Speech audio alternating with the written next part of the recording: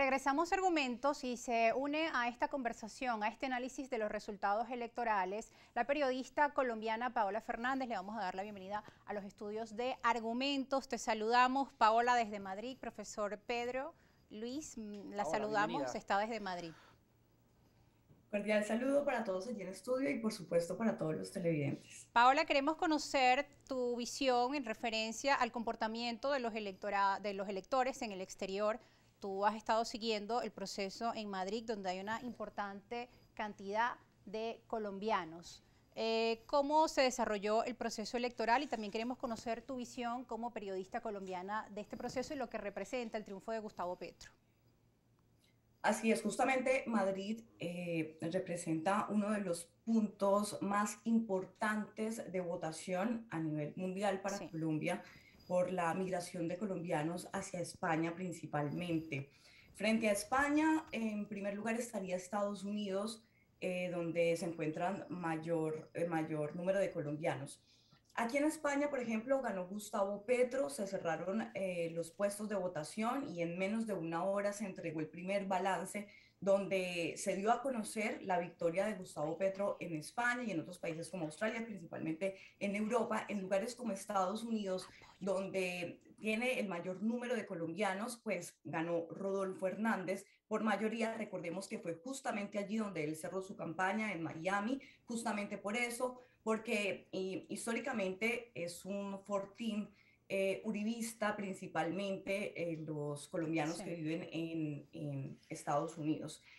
Con total normalidad, muchas denuncias han habido de irregularidades en elecciones anteriores, pero digamos que estas elecciones han sido históricas, especialmente en el exterior y en Colombia, por la calma con la que se llevó, aunque sí se presentaron algunos hechos de violencia, y eso debo mencionarlo porque se ignoraron totalmente por los medios nacionales, y es el asesinato de dos líderes, por ejemplo, muy visibles del Guapi, de la Colombia humana. Muchas amenazas también en estos sectores, principalmente en el Pacífico colombiano, pero pese a todas estos fenómenos de violencia que se viven en el país, pues las elecciones en términos generales avanzaron con total normalidad y como bien lo sabemos, pues la victoria fue para Gustavo Petro. Reconocer también y recordar que, por ejemplo, Iván Duque hace 4 años obtuvo la presidencia con cerca de 10.364.260 votos y Petro alcanzó la presidencia esta vez con 11.281.000 votos, convirtiéndose no solamente en el primer presidente de izquierda,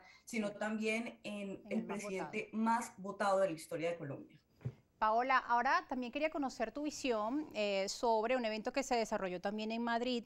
Allí estaba el escritor político peruano Mario Vargas Llosa. Él saludaba en ese foro al presidente electo de Colombia, Gustavo Petro, pero decía puntualmente que deseo que este mandato sea un accidente enmendable y corregible, un evento donde además participó el presidente de Colombia, Iván Duque, a través de Zoom, ¿no? Quisiera conocer si tuviste información sobre este evento y qué nos puedes contar. Bueno, ya es muy conocida la postura política de Vargas Llosa, no solamente frente a Colombia, sino también frente a todo lo que viene sucediendo en Latinoamérica y frente a otras posturas. Pues bien, aunque con la venia del presidente actual Iván Duque, pues se han generado diferentes reacciones de escritores, de intelectuales, de académicos, de investigadores, donde se ratifica el apoyo y además destacan principalmente que pese a las diferencias que se puedan tener con el presidente electo Gustavo Petro, pues hay que reconocer un proceso democrático, como bien lo decían también los compañeros que han sido invitados Sí. en este análisis, y es la importancia de esta transición a la que ha llegado Colombia, producto de muchísimos eventos históricos, de muchísimos eventos de los últimos periodos de gobierno, en los que también participó el presidente Iván Duque, que justamente, como lo mencionabas, estaba allí, y es el descontento con un gobierno que deja mayores índices de pobreza, un estallido social, que también quisiera mencionarlo, unos procesos económicos fallidos, unos incumplimientos, además la falta de implementación del acuerdo de paz. Yo creo que todo esto lleva a que no es un accidente, como lo mencionaba Vargas Llosa, realmente es producto de un mal gobierno, porque Iván Duque sale ahora del gobierno reconocido como el peor presidente de la historia de Colombia. Paola, agradecemos tu visión desde Madrid, España. Gracias por estar con nosotros. Buenas noches para ti. Buenas noches para todos. Bueno, muchas gracias, Paola.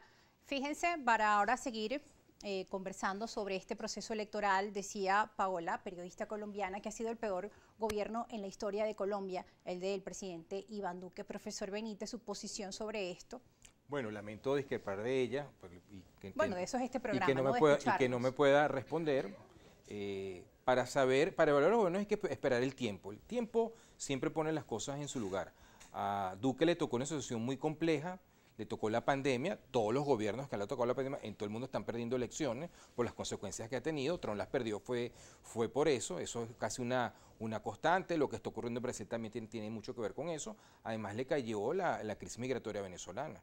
En Colombia en el 2015 había 90.000, en números oficiales, 90.000 venezolanos. Eso saltó a 1.700.000 entre la última etapa de Santos y los 4 años de Duque. Y Colombia al final del día es un país que sigue siendo relativamente pobre, porque su renta per cápita es 4 veces inferior a la de España.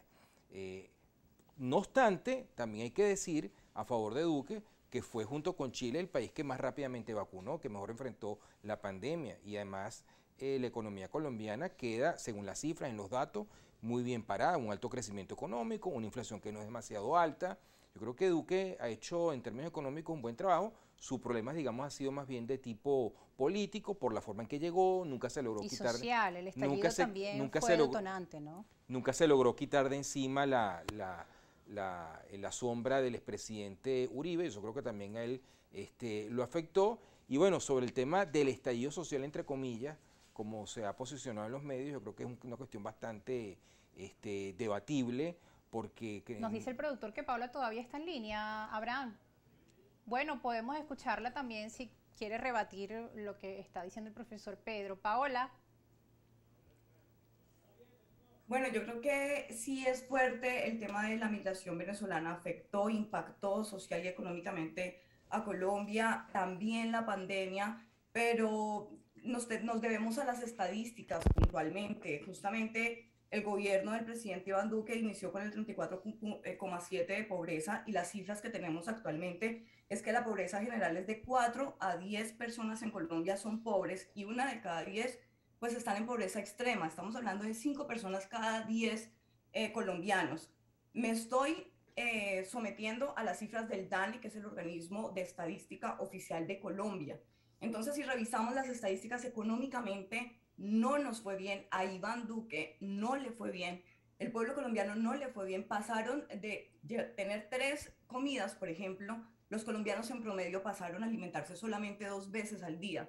Yo creo que es necesario conocer este tipo de cifras, además que lo que se hizo fue modificar para el DANE el ingreso que debía tener cada colombiano para ser parte de estos grupos de pobreza. Pero si nos vamos a la realidad, si nos vamos al campo colombiano, si nos vamos a esa Colombia actual, pues el impacto de la pandemia y las malas medidas económicas de Iván Duque deja una crisis económica muy grande.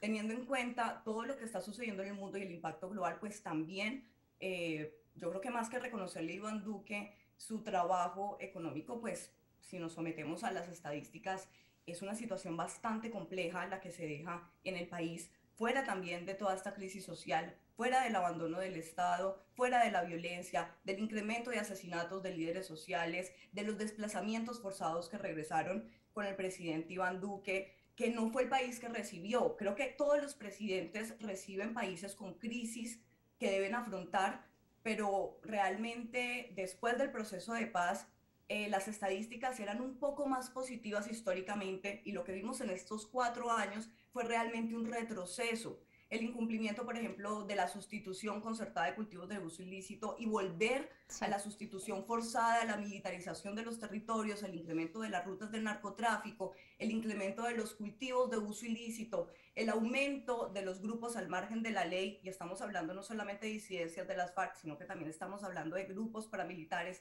de bandas criminales, pues no se pueden ver simplemente como una crisis social, se tienen que analizar también como una deficiencia, una negligencia por parte del gobierno para atender estas necesidades del pueblo colombiano. Bien, seguimos escuchando argumentos, Paola. Regresamos acá a los estudios en Caracas. Agradecemos tu participación. Nos corresponde hasta ahora hacer una pausa. Al regreso vamos a seguir debatiendo, escuchando pues distintas posturas en referencia a lo que fue la gestión de Iván Duque y qué le espera a Colombia con la elección de Gustavo Petro. Nos vamos a una pausa.